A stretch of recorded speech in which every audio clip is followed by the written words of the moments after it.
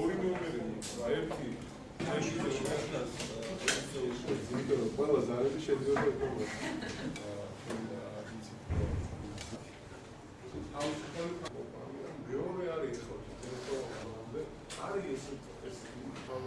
ის წარდგენილი იქნება მინისტრის თანამდებობიდან განცხადებაში ის მიერ მითითება.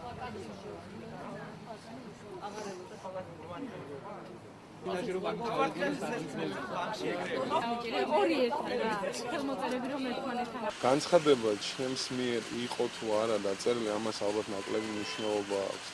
მნიშვნელობა აქვს იმას, რომ მე 1 მარტიდან 4 მარტის ჩათვლით ეკი არა და 5 მარტის ლამის გუშინ 10 საათზე დაბრუნდი ვიმყოფებოდი საქართველოს ფინანსთა სამინისტროში.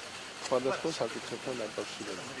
კანცელარიაში მე არ ჩამიბარებია ეგერთი, მე ბატონ არჩილისთვის დალუქულ კონვერტით ძალიან ბევრი საიდუმლო თუნდაც დოკუმენტი მიმიწოდებია, მაგრამ ის არც ერთი არ გაუტარებიათ კანცელარიაში. 10 თებერვალს აჭარის ავტონომიური რესპუბლიკის მთავრობის თავმჯდომარის სამდივნოში წარმოგიდგენთ მის განცხადებას, რომელიც რეგისტრირებული იქნა შემდგომში ამავე წლის 13 თებერვალს ავტონომიური რესპუბლიკის თავმჯდომარის აპარატის კანცელარიის მიერ.